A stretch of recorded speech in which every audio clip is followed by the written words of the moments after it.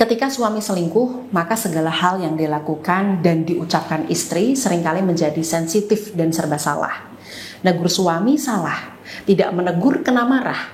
Melayani suami jijik, tidak melayani suami makin nempel sama pelakor. Apakah ada yang mengalami demikian, Ibu? Ayo Bu, coba cerita pengalamannya di kolom komentar. Saya mau tahu pengalaman teman-teman di YouTube ini. Nah, dalam kondisi seperti ini, lalu apa yang harus dilakukan istri Mbak Meida? Apakah kita harus bersikap seperti boneka yang diam, anteng, hanya nurut pada suami? Diinjak-injak diam, dikasari nggak membalas? Tapi kalau dibiarkan, justru suami makin menjadi-jadi. Kalau saran saya sendiri Bu, jika Ibu masih ingin melanjutkan rumah tangganya dengan suami, maka jangan diam saja. Perbaiki apa yang bisa Ibu perbaiki, mulai dari penampilan, cara berpikir, dan melayani suami. Kemudian, hindari 5 hal haram ini agar suami tidak makin intens dengan pelakor. Agar suami makin nyaman berdekatan dengan Ibu, sehingga pelan-pelan Ibu bisa menarik simpati suami kembali dan terhindarlah suami dari lubang wanita haram yang makin dalam. Sebelumnya, silakan bisa catat nomor konsultasi saya di 08111 264401. Melalui nomor konsultasi tersebut, Ibu bisa menghubungi melalui chat WhatsApp maupun telepon, kemudian menjelaskan detail masalah rumah tangganya seperti apa. Bimbingan rumah tangga di tempat saya bersifat psikospiritual. Saya menggabungkan ilmu psikologi dengan kekuatan spiritual. Jadi, saya tidak sekedar mendengarkan curhat Ibu seperti saat Ibu curhat pada teman atau keluarganya. Hal pertama yang saya lakukan adalah membantu membersihkan, menetralkan, dan menguatkan aura daya tarik Ibu. Medan energi di sekeliling tubuh Ibu, atau saya menyebutnya sebagai aura, ketika sudah bersih dan bermuatan energi positif, maka aura ini akan memiliki daya yang kuat untuk menarik beragam hal baik dalam diri Ibu. Seperti lebih mudah meluluhkan hati suami, mengunci fokus suami, meningkatkan kepercayaan diri hingga menarik orang-orang serta situasi yang bisa membantu mempercepat terkabulnya hajat Ibu. Setelah aura diperbaiki, saya juga akan membantu memberikan bimbingan mengenai apa yang perlu Ibu lakukan, bagaimana menghadapi suami yang bersikap A, B, dan C, keputusan yang harus Ibu ambil, dan sebagainya. Insya Allah, ikhtiar kita lebih optimal, karena ada ikhtiar lahir berdasarkan realitas dan dilengkapi doa serta energi buka aura.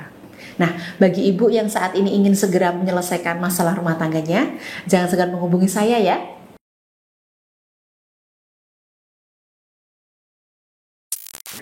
Hal pertama yang perlu dihindari istri adalah menuntut suami segera memutuskan pelakor.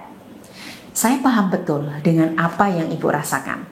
Sakit hati, kecewa, jengkel, dendam, marah, sedih, dan cemas berlebihan, capek, ingin berteriak, serta menyerah.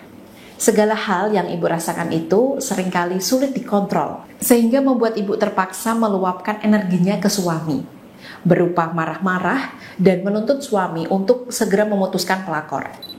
Kapan kamu mau putusin dia? Kamu pilih siapa? Aku atau dia? Aku nggak tahan kamu perlakukan seperti ini terus-menerus. Aku capek. Apakah benar Ibu sering berkata demikian? Jika benar, maka apa yang Ibu rasakan itu wajar. Boleh mengatakan hal ini sebagai bentuk permintaan pertanggungjawaban dari suami untuk Ibu atas kesalahannya. Tapi Bu, lakukan sejarang mungkin. Pelan-pelan dikontrol hatinya, dikendalikan emosinya. Jangan sampai tiap kali Ibu bisa dekat dengan suami, tema yang Ibu angkat hanya tentang pelakor. Jika ada waktu untuk ngobrol dan dekat dengan suami, manfaatkan itu untuk ngomong yang baik-baik sehingga suami kembali bersimpati. Hal kedua yang perlu dihindari istri adalah mudah tersulut emosi. Istri yang diselingkuhi suami pada awalnya bersikap sangat sensitif dan marah-marah. Bahkan bertahun-tahun perselingkuhan suami sudah terjadi, seringkali masih ada istri yang sensitif. Marah sebenarnya bagi saya bukan emosi yang bermakna selalu buruk. Marah adalah pengungkapan atau ekspresi kita dari sebuah kekecewaan. Ada hal yang kita harapkan, tapi harapan itu tidak terwujud. Sehingga kita kecewa dan kita ekspresikan rasa kecewa itu dalam bentuk kemarahan. Dan kita boleh marah, asalkan marahnya itu di tempat yang tepat, dengan cara yang tepat, pada waktu yang tepat. Nah, Marahnya ibu sendiri, apakah intensitasnya sering banget atau jarang? Kalau ibu merasa sudah sering banget marah, hal terkecil di sekitar ibu sudah dengan mudah membuat ibu tersulut emosinya, nah ini pelan-pelan harus dihindari, sehingga suami bisa nyaman berdekatan dengan ibu. Hal ketiga yang perlu dihindari istri adalah terus-menerus terpuruk.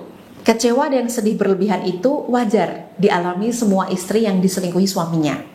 Ibu boleh sedih, menangis, sampai air matanya kering. Tapi perhatikan hal ini, Bu. Ibu harus bangkit, tidak terus-menerus terpuruk dan merasa menjadi korban. Ambil tanggung jawab untuk mengobati luka batin dan kesedihan ibu. Ketika luka batin dibiarkan terus-menerus, ibu larut dalam kesedihan, maka ibu akan sulit untuk bangkit. Justru luka-luka batin itu bisa mengkristal menjadi penyakit fisik. Sudah sakit hati, sakit fisik pula. Sakitnya jadi double, Bu. Dan yang rugi kita sendiri. Jadi, cobalah pelan-pelan belajar bangkit. Jangan terus-menerus terpuruk. Hal keempat yang perlu dihindari istri adalah diam saja tidak mencari solusi. Jangan bersikap pasrah, Bu. Banyak klien saya yang berkata, saya pasrah, Mbak. Suami selingkuh, silahkan. Yang penting saya masih dapat nafkah. Bersikap demikian tidak masalah bagi saya. Tapi jika suami ibu berbuat zina, memberikan gambaran pernikahan yang buruk kepada anak-anak, maka ibu harus berperan di sini. Mengambil tanggung jawab untuk membantu suami keluar dari dosa besar dan menjaga mental anak-anak. Hal kelima yang perlu dihindari istri adalah kepo. Banyak klien saya yang bersikap demikian. Mereka kepo sama pelakor. Segala jenis akun medsosnya diikuti, diliatin terus. Foto-fotonya di screenshot dan disimpan. Ada juga yang memasang GPS, menghubungi ajudan, rekan kerja, atau teman-teman suami untuk memastikan kemana perginya suami dan sebagainya.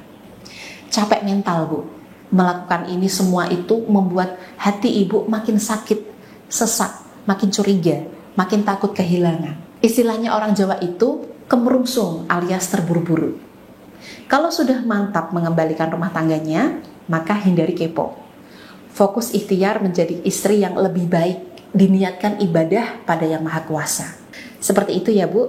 Semoga bermanfaat dan bisa membantu mengembalikan utuhnya rumah tangga ibu.